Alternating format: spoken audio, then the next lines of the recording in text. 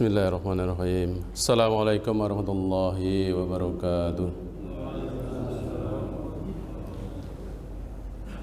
Subhanallah walhamdulillah wa la ilaha illallah wallahu akbar la hawla wa la quwata illa billahil aliyyil azim. Asyhadu an la ilaha illallah wahdahu la syarika lah wa asyhadu anna Muhammadan abduhu wa rasuluh la nabiyya ba'dah. Allahumma sholli wa sallim wa barik ala Muhammad wa ala alihi wa ashabihi ajma'in. Qala Allah ta'ala fil Qur'anil Karim, a'udzu billahi minasyaitonir rajim. Bismillahirrahmanirrahim. Ya ayyuhalladzina amanu taqullaha haqqa tuqatih wa la tamutunna illa wa antum muslimun. Rabbi shrah li sadri wa yassir li amri wahlul 'uqdatam min lisani yafqahu qawli. Ma'asyiral muslimin, jamaah salat subuh yang insyaallah dirahmati oleh Allah Subhanahu wa taala. Pagi hari ini kita akan sedikit membahas tentang lanjutan dari salat tatawwu atau salat sunnah, yang pada pagi hari ini kita sampai kepada sholat sunnah wudhu. Nah, ini memang amalan-amalan ringan, ya. Namun dibilang ringan ya ringan, dibilang berat ya berat. Di ringan pelaksanaannya ada wudhu, sholat, ya, 2 rakaat. Gitu. Namun berat melaksanakannya karena untuk beristiqomah dalam kita setiap hadas wudu gitu. Kemudian sholat ini memang pekerjaan yang tidak ringan sebenarnya. Maka itu Allah ini janjikan bagi orang yang mampu dan bisa mengerjakan ini adalah mendapatkan balasan yang sangat besar. Sholat wudu atau sholat sunnah wudu ini didasari atas hadis dari Abu Hurairah radhiyallahu anhu bahwa Rasulullah sallallahu alaihi wasallam bersabda, ya Bilal. Nah, kepada Bilal, Pak, jadi panggil Bilal, ya Bilal, hadisni bi arja amalin amil tahu fil Islam. Wahai Bilal, ceritakan kepadaku. Jadi hadis nih, ceritakan kepadaku amal yang paling utama yang sudah kamu amalkan setelah memeluk agama Islam. Jadi ternyata bahwa Bilal ini memiliki amal yang sudah dikerjakan, namun Rasulullah masih bertanya kepada Bilal, amal apa yang dilakukan. Nah, kenapa Rasulullah ini bertanya? Nah, ternyata bahwa fa inni sami'tu tafana'laika baina yadayya fil jannah. Sebab aku mendengar suara gerakan sendalmu di dalam surga. Jadi, kenapa bertanya? Ternyata Rasulullah mendengarkan gerakan sandal Bilal. Ini menunjukkan bahwa Bilal ini sudah dijamin oleh Allah masuk di dalam surganya Allah Subhanahu wa taala, karena Rasulullah sudah mendengar sendalnya berbunyi, ya, berjalan. Kalau kita lihat orang berjalan pakai sendal kan berbunyi, Pak, trek trek trek trek atau tok tok tok tok, kira-kira gitu. Jadi itu adalah yang dilakukan oleh Bilal. Nah, kemudian qala ma amiltu amalan arja indi. Lalu Bilal berkata, tidak ada amal yang utama yang sudah aku amalkan. Nggak ada yang utama, biasa-biasa saja, kira-kira gitu. Nggak ada yang utama. Ini lam atta tohar tohuron fi saati lailin au naharin. Nah, kecuali bahwa jika aku bersuci, berwudu pada suatu kesempatan, baik siang maupun malam, illa sholaitu bindalikat tuhur ma kutiba li an usolliya, melainkan aku selalu sholat dengan wudhu tersebut di samping sholat wajib Jadi sholat wajibnya tentu dikerjakan, Pak. Bukan sholat wajibnya ditinggal, mengerjakan yang wudu sunnah, bukan. Tapi wajibnya tetap dikerjakan, ditambahin dengan sholat sunnahnya. Jadi Bilal ini selalu begitu. Setiap wudu sholat 2 rakaat, wudu 2 rakaat, sholat dimanapun, kapanpun. Tidak menunggu harus di masjid, tidak menunggu harus waktu sholat. Itu kapanpun dia lakukan begitu. Buang air kecil misalnya, dia wudu, selesai wudu, kemudian dia sholat. Buang air besar, wudu juga, kemudian dia sholat, gitu. Buang angin juga sama, pokoknya membatalkan wudu, dia langsung lakukan wudu lagi, kemudian dia mengerjakan sholat. Ini adalah menyebabkan bahwa Bilal ini akhirnya masuk ke dalam surga karena dia mengerjakan amalan-amalan yang ringan ini. Ini mari kita bersama-sama belajar, Pak, untuk bagaimana bisa melakukan ini. Memang ini berat sekali karena aktivitas kita ini kan banyak aktivitas, ya dunia juga ada, aktivitas akhirat juga ada. Kalau di masjid barangkali segini kita bisa menjaga, tapi begitu kita keluar, aktivitas sudah naik motor, naik gojek di tengah jalan, ke pasar, ke kantor, begitu kadang-kadang memang agak susah ini menjaganya. Namun semaksimal kita bisa lakukan, maka kita pelan-pelan insya Allah Allah akan mudahkan kita melakukan hal-hal yang ringan ini, gitu. Kalau Allah sudah mudahkan, segala itu akan gampang kita akan lakukan. Mohon kepada Allah agar kita bisa mengerjakannya dengan mudah. Nah, kemudian orang-orang yang mengerjakan wudu dan kemudian melakukan sholat ini ternyata di samping sudah dijamin oleh surga oleh Allah, ini ada satu hadis yang diriwayatkan dari Uqbah bin Amir al-Juhani radhiyallahu an. Ia mengatakan bahwa Rasulullah Shallallahu Alaihi Wasallam bersabda, "Ma min ahadin yatawaddu fayuhsinul wudu'a." Tidaklah seorang berwudu dan menyempurnakan wudunya. Jadi wudu yang sempurna, Pak, wudu yang baik, bukan wudu yang asal wudu kayak ayam minum atau burung minum di air, tek tek tek tek. Nah, gitu. Tapi wudu yang betul-betul sempurna. Itu basahnya, tata tertibnya disempurnakan, maka wa yusolli raq'ataini yuqbil biqalbihi wa wajhihi alaihima. Lalu sholat 2 rakaat dengan sepenuh hati dan jiwa. Jadi artinya sholatnya itu khusyuk, Pak. Sholat yang benar-benar sholat karena Allah Ta'ala, sholat yang menghadap Allah Ta'ala, bukan sholat sekedar hanya sholat saja, tetapi benar-benar sholat yang khusus sepenuh jiwa dan raganya menghadap Allah Subhanahu Wa Ta'ala. Ila wajabat lahul jannah.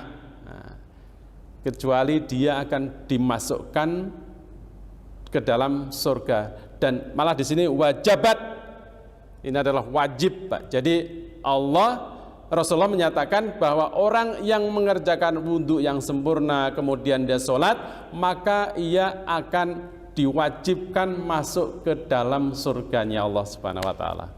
Ini amalan-amalan yang ringan, Pak, gitu. Jadi masuk surga itu sebenarnya dibilang susah, ya susah bagi orang yang susah, bagi orang yang gampang hanya mengerjakan seperti ini, wudhu kemudian sholat, maka Allah mewajibkan dia masuk ke dalam surga. Ini amalan ringan namun pahalanya sangat besar. Dan kemudian ada satu hadis lagi, Pak, hadis yang ketiga tentang sholat wudhu ini, bahwa Rasulullah Shallallahu Alaihi Wasallam bersabda, ini diriwayatkan dari Utsman bin Affan, ya, man tawaddoa nahwa wudhu'i hada. Barang siapa yang berwudu seperti wudu ini, wudu, jadi Utsman menyatakan wudunya Utsman bin Affan ini tentu sudah sempurna, gitu. Makanya siapa yang berwudu seperti wudunya Utsman begitu, maka summa qoma faraka'a raq'ataini, kemudian berdiri melaksanakan 2 rakaat untuk sholat, gitu. Jadi setelah wudu sempurna kemudian dia sholat 2 rakaat, la yuhaddisu fihima nafsahu, dengan tidak mengucapkan pada dirinya, yaitu konsentrasi penuh. Jadi tidak berbicara lagi. Jadi setelah wudu itu dia tidak ngobrol. Setelah wudu selesai, tadi kemana ya? Nah, tadi naik apa ke sini? Bertanya-tanya baru sholat. Ini keutamaannya hilang, Pak. gitu. Keutamanya hilang. Jadi orang yang habis wudhu, kemudian dia tidak mengucapkan kata-kata lain, gitu, kemudian dia langsung sholat 2 rakaat, maka itu masuk di sini, ghufira lahu ma taqaddama min dambih, maka akan diampuni dosanya yang telah lalu. Jadi hadis-hadis ini semuanya sahih Pak, diriwayatkan oleh Imam Bukhari dan Muslim. Jadi orang yang mengerjakan wudhu, kemudian tidak dia melakukan pembicaraan apapun gitu, kemudian dia sholat, maka insya Allah setelah sholat itu dosanya akan diampuni, utamanya adalah dosa-dosa yang telah lalu. Jadi orang-orang yang diampuni dosanya tentunya kan ini adalah salah satu persyaratan orang yang masuk ke dalam surga Pak. Jadi ini menunjukkan bahwa ketiga hadis ini menyebabkan menjadi orang melakukan wudhu kemudian sholat, maka dia akan masuk ke dalam surganya Allah Subhanahu wa ta'ala. Hadis ini hadis sahih semua, jadi tidak ada yang perlu diperdebatkan karena diriwayatkan oleh Imam Al-Bukhari dan Imam Muslim. Nah, apa yang bisa kita tarik kesimpulan atau manfaat atau hikmah daripada ketiga hadis ini, bahwa amalan yang dilakukan secara sembunyi itu akan lebih baik daripada amalan yang terang-terangan. Kan Nabi Muhammad SAW bertanya kepada Bilal, gitu. Artinya Bilal tidak menunjukkan bahwa setelah wudhu itu dia kerjakan sholat, lapor sama Rasulullah, ya Rasulullah, tadi saya sudah wudhu, kemudian saya sholat 2 rakaat. Lapor lagi sama temannya, tadi saya sholat wudhu, kemudian saya sholat 2 rakaat. Jadi tidak menceritakan kepada orang-orang, itu akan lebih baik, gitu. Akan lebih baik daripada kita bercerita, tadi saya menyuapin kakek saya, tadi saya menyuapin ibu saya, tadi saya menggendong ibu saya, misalnya ya. Ini tidak perlu diceritakan, gitu. Tidak perlu lakukan saja, maka amalan-amalan sembunyi itu akan lebih baik daripada amalan-amalan yang diterangkan atau diceritakan kepada orang. Tadi saya sedekah 500.000. Ya, tapi kalau tujuannya adalah untuk menarik orang lain, ya itu enggak ada masalah. Jadi ada tujuan. Tapi kalau tujuannya adalah menunjukkan bahwa dia sudah beramal, tunjukkan bahwa dia sudah menjadi orang yang soleh, ini adalah tidak dianjurkan karena ada kemungkinan amalan-amalan tadi akan hilang begitu saja karena ada unsur riyanya di dalam. Dan kemudian hadis-hadis ini menunjukkan bahwa dianjurkannya melakukan sholat sunnah setelah wudhu. Dianjurkan Pak, dianjurkan. Kalau kita ada waktu misalnya ya duduk-duduk di masjid, wudhu, kalau batal ya wudhu saja.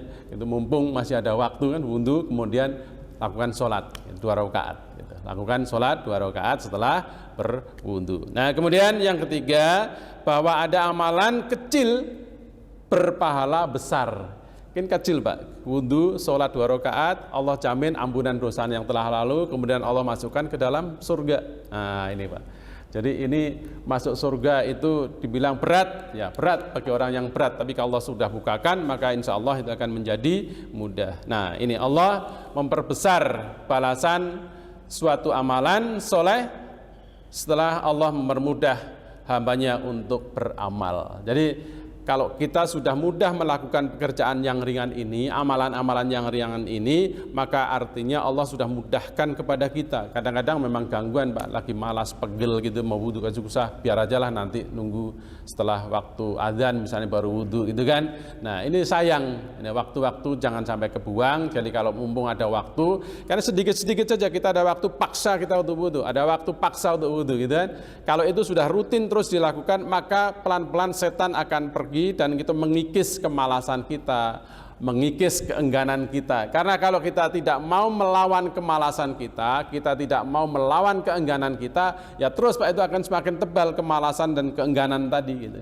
Tapi kalau kita kikis terus dengan paksa kita maju, maka insya Allah Allah akan mudahkan amalan-amalan itu. Nah kemudian boleh bertanya pada seseorang, artinya boleh bertanya kepada orang soleh. Kan kita kadang-kadang lihat orang soleh gitu ya, ada orang soleh, wah ini orang soleh banget nih kan gitu, ilmunya sudah tinggi, amalannya baik gitu ya. Kemudian kita tanya, kira-kira Ustadz, kira-kira amalan Ustadz apa yang bisa yang dilakukan? Saya ingin tanya, kok bisa begini, kok bisa begitu, kok bisa istiqomah. Kita boleh bertanya Pak itu. Untuk apa? Untuk kita contoh gitu. untuk kita contoh. Jadi nggak ada salahnya kita bertanya sama guru gitu ya, sama orang yang ustadz atau kiai, boleh bertanya. Dan itu kira-kira amalan apa sih yang dilakukan. Nah, mungkin kan kita kadang-kadang kita kagum gitu ya kepada seseorang, kok bisa begini ini orang, kok saya kok belum. Nah, bertanya apa yang dilakukan. Mungkin kalau boleh tanya doanya apa gitu. Ya amalan apa yang dilakukan kan gitu. Ini menunjukkan bahwa kita diperbolehkan untuk bertanya, Pak. Kita diperbolehkan untuk bertanya kepada seseorang yang memiliki amalan-amalan yang dia tidak ceritakan. Nah, demikian juga ini boleh seorang guru bertanya pada muridnya tentang suatu amalan yang memotivasi gitu. Jadi kita tanya kepada anak-anak misalnya, atau guru pada anaknya, atau seorang kiai kepada jamaahnya, kira-kira punya amalan apa yang dilakukan. Jadi kita dalam hidup ini, Pak, kita harus memiliki amalan yang andalan. Kan tidak semua orang memiliki kesempatan dan waktu untuk andalan yang sama. Mungkin ada yang mengandalkan sholatnya, ada yang mengandalkan baca Al-Qur'annya, ada yang mengandalkan puasanya, kan gitu. Jadi masing-masing ada yang mengandalkan sodakohnya gitu. Mungkin karena dia duitnya banyak, kemudian waktunya dia banyak untuk bekerja. Nah, duitnya banyak bisa beramal, sholatnya mungkin kurang gitu, puasanya mungkin kurang, tetapi andalan sodakohnya ini penting, genjot terus, Pak gitu.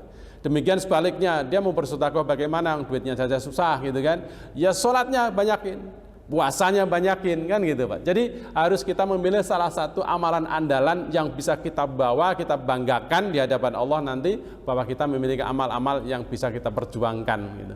Jadi tumpuk pahalanya di situ gitu. Tapi bukan berarti yang lain tidak dikerjakan, silakan dikerjakan, tetapi harus memiliki amalan andalan yang utama yang dia lakukan. Dan kemudian bahwa sholat sunnah tadi sudah sampaikan, ini adalah menunjukkan sholat yang dianjurkan. Nah gitu. Jadi sholat yang dianjurkan. Dan berikutnya bahwa ini adalah menunjukkan juga, Pak, bahwa surga dan neraka ini kan artinya Rasulullah itu mendengar itu secara harfiah, secara tekstualnya berarti mendengarkan dari telinganya beliau. Beliau ini kan manusia biasa, bukan malaikat gitu ya. Beliau manusia biasa seperti kita. Artinya mendengar itu mendengar seperti kita gitu. Nah, dengan demikian maka artinya surga itu sudah ada gitu ya. Walaupun Bilal pada waktu itu belum masuk ke dalam surga, tapi Allah sudah tunjukkan bahwa Bilal akan masuk surga dan Rasulullah sudah mendengar gitu. Ini menunjukkan bahwa surga ini wallahu alam ya. Surga itu membuktikan bahwa ini sekarang ini sudah ada. Cuma tempatnya di mana kita kan tidak tahu. Gitu. Kita tidak tahu. Jadi menunjukkan itu. Kalau belum ada bagaimana Rasulullah bisa mendengar kan gitu. Nah, itu. Dan kemudian sholat sunnah wudhu ini merupakan satu amalan yang dikerjakan kapan saja, termasuk waktu-waktu yang dilarang. Waktu dilarang itu adalah misalnya sholat pada saat matahari terbit, pada saat matahari di atas persis, kemudian pada saat matahari akan terbenam. Itu kan ada waktu itu sholat yang dilarang. Nah, khusus untuk sholat wudhu ini tidak dimasukkan dalam kategori sholat yang dilarang pada saat waktu-waktu sholat yang dilarang.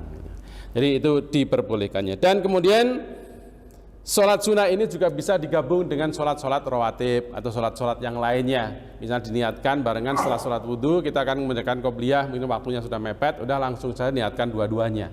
Itu diperbolehkan. Ya insya Allah mudah-mudahan dengan niat dua itu, sholat wudhunya dia dapat, sholat qobliyahnya dia dapat, karena waktu terbatas. Dan kemudian yang terakhir adalah bahwa ketika hadis ini menyebutkan kita akan diampuni dosanya oleh Allah Subhanahu wa taala, dan kita sebagai manusia, kita sebagai orang yang ya bukan dilumuri oleh dosa, tetapi bagaimana kita bisa melihat karena kehidupan kita ini pasti ada dosanya, maka dengan dosa-dosa yang kita lakukan itu, apakah disengaja atau tidak disengaja, Allah akan ampuni dengan mensucikan diri berwudu dan kemudian bersolat 2 rakaat setelahnya. Saya kira ini yang bisa saya sampaikan pagi hari ini, dan semoga bermanfaat untuk diri saya dan untuk kita semua. Subhanallah wa bihamdika asyhadu an la ilaha illa anta astaghfiruka wa atubu ilaik. Billahi taufik wal hidayah. Assalamualaikum warahmatullahi wabarakatuh.